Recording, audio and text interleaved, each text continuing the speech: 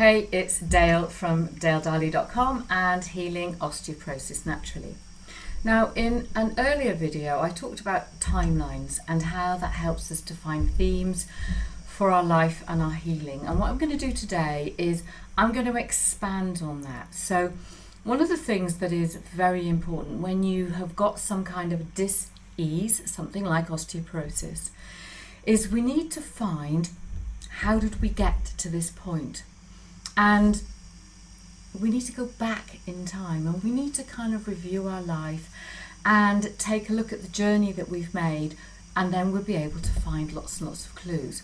So we're going to review the timelines and turning points again, and we're going to have a look at how do we find these healing themes. Well, for me, it's always been about journaling. When I write, I discover. But what we're going to do in this is we're going to go back and look at the timeline. So we're creating a life map. We're going to reflect, we're going to look for connections, then we're going to look for turning points, and then reflect again, and then we're going to find our themes. So basically what you need is a big roll of paper or a large sheet of paper and some coloured pens, and you map it all out. So this is what a map looks like. So we start at the top and we break our life down into chunks of years. Now if you want to, you can put themes down the side, so that'll help you to kind of connect various bits and pieces. And in the diagram I've used post-it notes, but literally you can just use coloured pens. But if you want to use post-it notes, it does mean that you can then move your post-it notes around. So in good Blue Peter fashion, this is one I created earlier.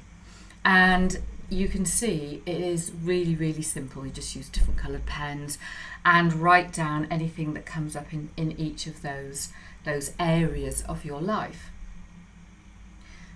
Now you need to leave it and you need to go and reflect. Now in that reflection, whether you sleep on it or you go for a walk, you will start to make connections. Now this is not an overnight process. Typically what I often do when I start something like this is I'll just leave it on the kitchen table and just keep coming back and having a look and going for a walk and sleeping on it. And you will start to see and make lots of ha-has. It really is very, very powerful. So when you've got down, all the things that you think you want to write on this particular exercise, then start making sense of it. Look for connections. So for example, I was sexually abused when I was 10 years old. And that meant that I had very, very low self-esteem, which meant that I chose my relationships quite badly. That's a bit of an understatement. And that was very stressful. Now, stress is not great for the bones. But it also meant that I had body dysmorphia. And I know when I was younger, I used to eat in the weirdest of ways. So all of those things will have had an impact on my health. Things like when I was, as I had a traumatic birth, then I had lots of, I had things like ear infections, styes, boils. I took lots of antibiotics, I had kidney infections. All of those things are connected. And then later on in my life, I had an overactive thyroid twice, another complication when it comes to something like osteoporosis. I've had physical trauma. So all of those things, when you start to look at, maybe stuff that happened in childhood and then see how it connects to something that's going on now, you'll be able to see where your challenges have been, where your life lessons, your gifts, where you've become and unbecome, all kinds of stuff. And it's what you'll see as well is you'll start to see points of your life where you've turned things around.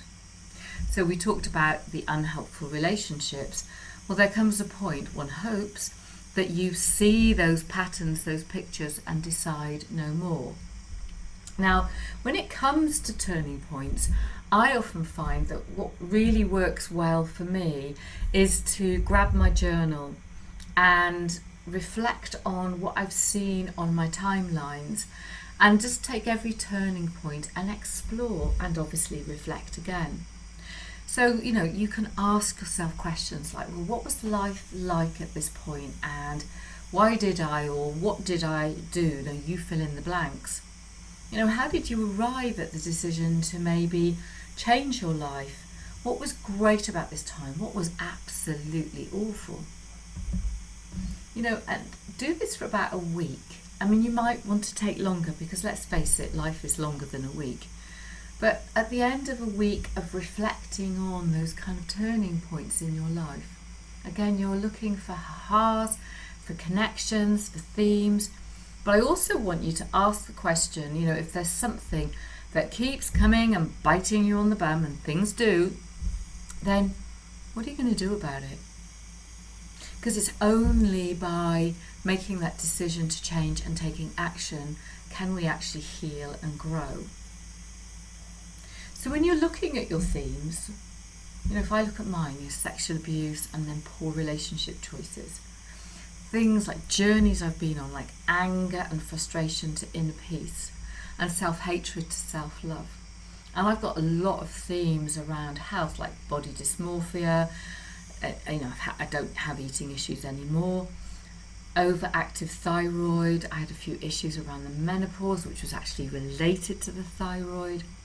I've had physical trauma, shingles, and then I ended up with osteoporosis. And what you're doing when you do all of these things is you are looking for clues. Now, I firmly believe that, when we're healing something like osteoporosis, we're actually looking at all of the systems of the body because we're out of balance. But things like stress, things, the emotional rubbish that we haven't dealt with, the physical things, the injuries, the illnesses, the things that have happened because of who knows what. The ways that we've allowed our life to get out of balance, any trauma that's been going on, what are your themes?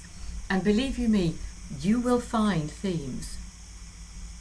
So the reason that we do timelines and turning points and we look for themes is because I believe that osteoporosis, although it's called a dis-ease, so I don't call it a disease, I call it a dis-ease. So your body is out of ease, out of balance.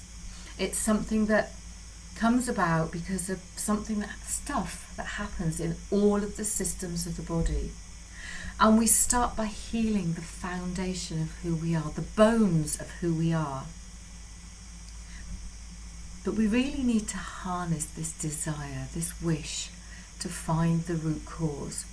Because when we find the root cause, then we can create a healing plan. So my question is, when we're resisting change, are we clinging to the past? Does it feel safe? Are we fearful of the future? Because it's strange, it's unknown, we don't know. So we need to tend to our emotional needs, and we need to take this process a little bit at a time. And the other question I have is, who is around who can support you? Who can you call on, lean on, talk to, that is going to help you through this process? Because sometimes it's all very well having a journal, and it's all very well having a timeline, and it's all very well researching things, but it's really, really nice to have kind of a shoulder to lean on, someone that you can discuss this stuff with, who will help you in that looking for clues and finding that balance and actually challenging some of the ideas and things that you think about. So I hope this has helped you in this starting to heal journey. So as I said, my name is Dale from daledarley.com and Healing Osteoporosis Naturally. And you can also find me on Facebook. I have a group called Healing Osteoporosis Naturally. So have a great day and really do embrace and enjoy this exercise. It's very, very powerful and very helpful.